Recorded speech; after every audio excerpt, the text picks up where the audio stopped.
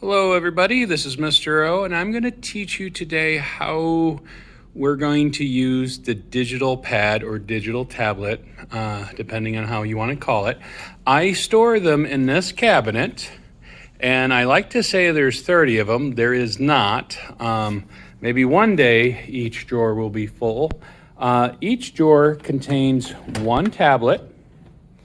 And as you can see, there's a little hitch in the drawers, so you gotta be careful when we take them out. Usually I get them and I pass them out, and then I shut the drawer in a way that it stays kind of open so I know that it's missing a tablet. Doesn't matter what number we put them back in, we just want to be able to put them there. So, and I do apologize in advance for the cutaways. This way that I don't have to put anything in time lapse, and so cutaway. So, the tablet that I use is the Wacom One or Wacom One, tomato. And as you can see, I have a class set of these, but I do also have other tablets that come in other boxes, and the concept of getting it in and out is basically the same. So I grabbed a tablet that I haven't checked just to see how it was packaged up. As you can see, pretty good, not perfect. These sleeves that came in the packaging, I do try to keep them neat, and I would prefer if you can try to cover it as much as possible. And sometimes as students were rushing, they split the sleeves. This one doesn't seem split, but a lot of them are split. So just be careful in putting them away. So I'm gonna just move the sleeve here. Notice I take the tablet out first, then I take the cord, which is separate, and most of these pens just have the shipping thing on top.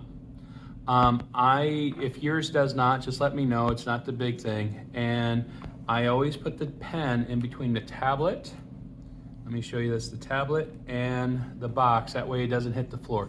If the pens hit the floor, they could break, and it'll be could be a loss of $100 trying to get a new pen, trying to get a new pad if you break that. The way you close the box, think of it as a pizza box. See how the front is? Very important, and makes it easy. Now usually we'll put our Chromebooks, and you'll see me do that in the next section, on top of the box, but I want to go over cord issue. If you've ever had a charger or a game controller, and I'm going to move that up, you'll know that if you jerk the connector, it loosens. And the Wacom One is really bad in connection right here. So when I put it in, you'll feel that it's pretty snug. And am I putting it in right? Yes, I am. And you can feel that it's pretty snug. But if you yank it, you see how this one's already moving. And these are older. They're about 8 to 10 years old. When you take it out, pinch it. Because if that gets too loose in there, anytime you accidentally move the pad, it will mess up the pen and it won't connect. We'll have a lot of issues. So please take good care of them. This is very important that when you pull this out, you're not yanking by the cord. And so I'm gonna plug that in. I'm going to have this to my right arm, the little pen holder there, and then I'm gonna plug this into the Chromebook, and you're gonna see me do that right now. All right, so as you can see, I got my Chromebook, and I put it on top of the box, which is kind of nice. A student came up with this, and it brings the Chromebook a little closer to me. Now, I'm going to do something I don't normally do, because you do want to have access to your keyboard for the keyboard shortcuts. And if you push down too hard, you're going to probably click stuff you don't want to click. I just want you to be able to see my digital pad and my screen of my Chromebook at the same time. So when I'm using my digital pad, which will be normally in front of my Chromebook, first thing I always do is center it up, and I start drawing. Now, right now, it's not working because I made the common mistake of being on the wrong layer. Good thing I got to demonstrate that. And now I'm working. And everything, as you can see, it's always a little slow in the beginning.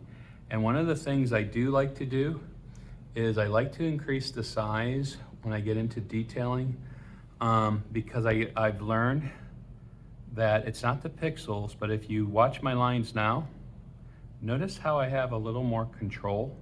Before, it was looser and getting ahead. And so basically that's it. If this was my class, I'd ask you to maybe play with it for 15 minutes, create another layer or create a new image, and just kind of go through things. Play with the different tools from pen to brush, just so you can create different things. Try to put pressure and make different effects and see what you can do differently than the computer mouse. I won't lie to you, I do have some students who still prefer the paintbrush, or I'm sorry, not the computer mouse or the touchpad. Yeah, even the touchpad. I had one who draws beautiful pictures, but he prefers the touchpads, and some like the computer mouse. When I first used the digital pad, I hated it. It took me a little time to get used to it, and now I love it. I highly recommend it. And I'm moving along to the artist display. So when it comes to class time, this is how you do it. And when you put it away, it's everything in reverse. So I'm gonna unplug this, take the cord out. Now naturally I would save my image and put everything back in the box. And it's almost like reverse order. I want to put my pen in first. If you can see that, I want to make sure you can see that.